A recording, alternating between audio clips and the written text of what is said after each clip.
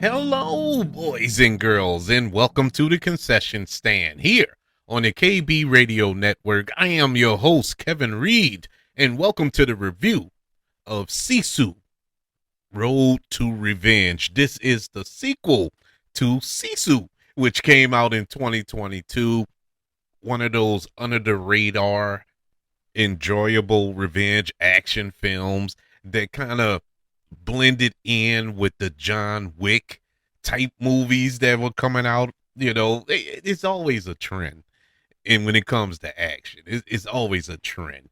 You think back to the 80s when Die Hard came out, and then every movie tried to be like Die Hard. And then in the 90s, or I'll say late 90s into 2000, when The Matrix came out, and every movie tried to be like The Matrix.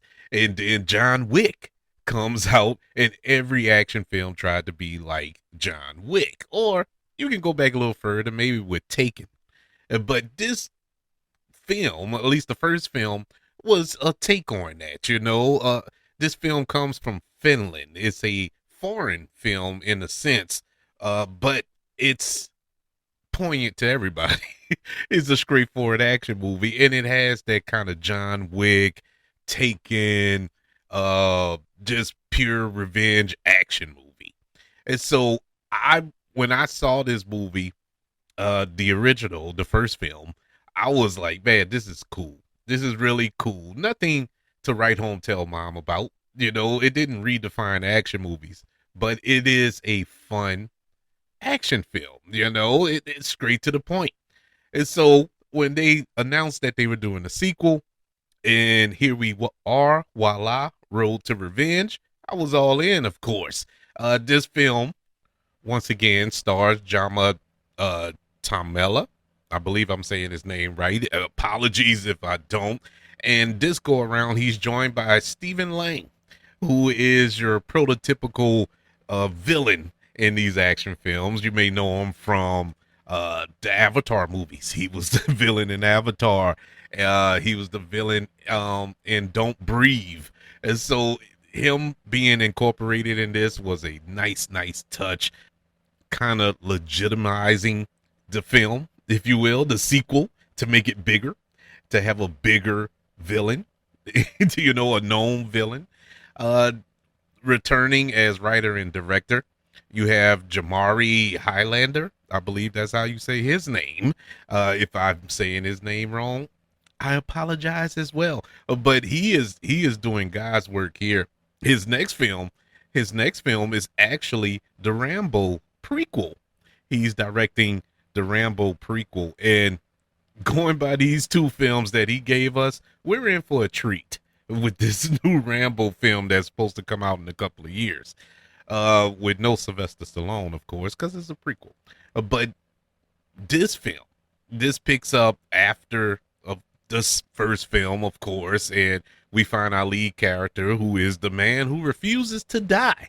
He dismantles his old family house, loads it up on a truck, and plans to bring it to Finland and rebuild it and move his family home to where it can rest after his family was brutally murdered. And we find out who was the culprit of that brutal murder of his family, none other than Stephen Lang, who has been enlisted to hunt down the man who refuses to die because he lit the fuse. He is the reason why this legend is where it is right now, because of what he did to his family.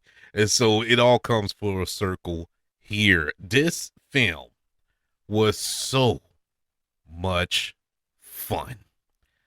I was just ear to ear smiling throughout this entire screening of this movie. I cannot believe how much of a good time I had with it. I mean, I knew it was going to be fun. I knew it was going to be action packed. I knew it was going to be bloody, going off of the first film, but it found the way to make it even funner, bloodier, and in more action than the first film.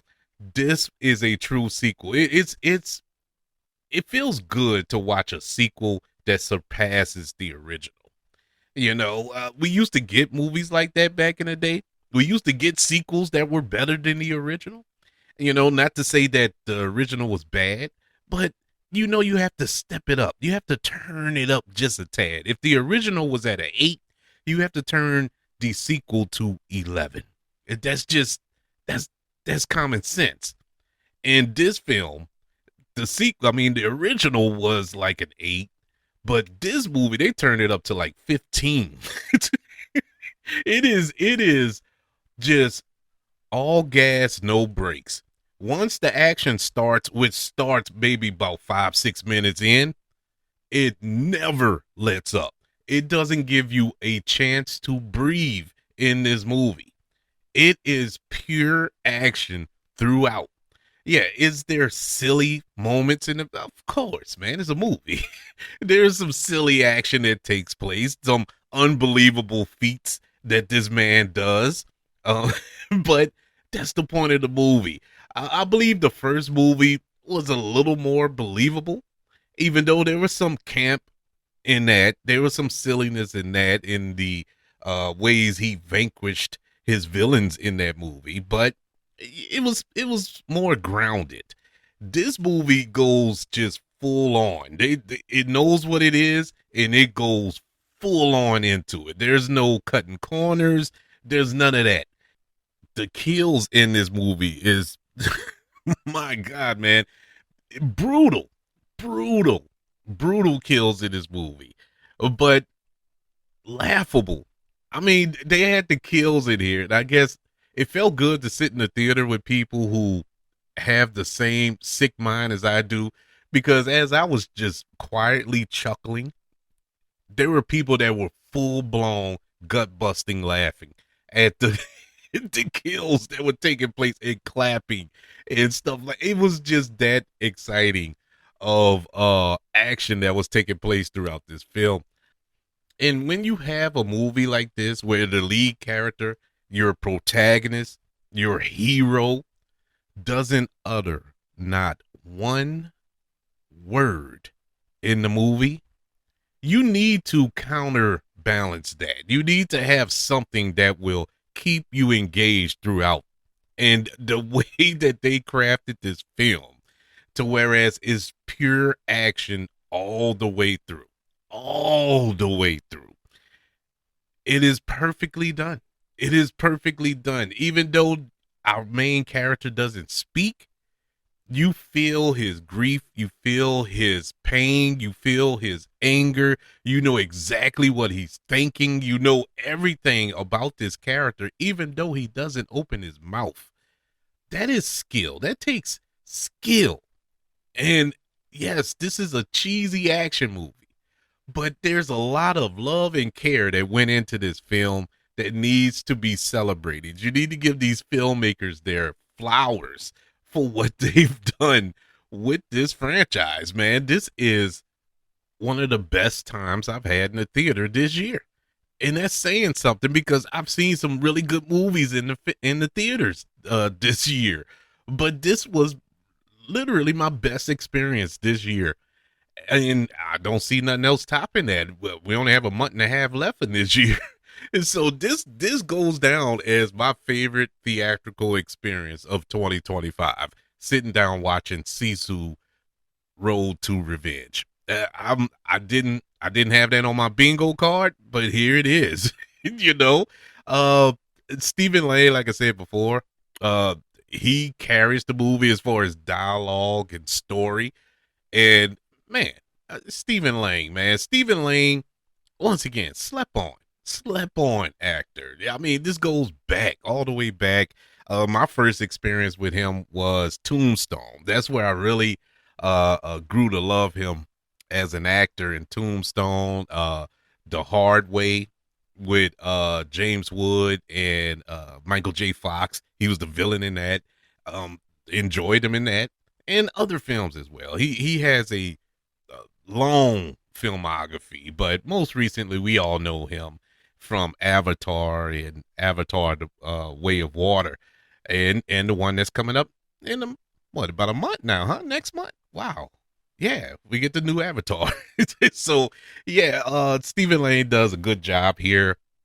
Um, that was it. Everybody else was just cannon fodder. They were just there to be murdered. But hey, man, they got murdered well. They did a good job being murdered in this movie. Like I said, very gory, very bloody, and that's what you expect when you go see Sisu. If you haven't seen the first Sisu, I implore you to watch it. Please watch it and then watch this one. Do you need to watch the first one to watch this one? No, you really don't. But it helps because you understand the character more. But will it hurt you? Will it spoil your or ruin your viewing of Road to Revenge? I don't think so. I think you can, if you haven't seen it, I think you can watch it later. Go back and watch it later. Personally, I can't wait till this is released in a few months and I could sit back and, released at home. Whereas I could sit back and watch both of these movies back to back and have a Sisu Saturday or a Sisu Sunday. It is going to be a good time then. But in the meantime, I plan to go back and watch this again. That's how much fun I had with it, man. This is how much fun I had with it. I'm giving it a high grade. And when I give this grade, that doesn't mean that when we go over our top movies of 2025, this will necessarily land in the top 10 or whatever. But for what it is, for the action movie that it is, I give Sisu Road to Revenge an A. This was great, man. This is exactly what it is.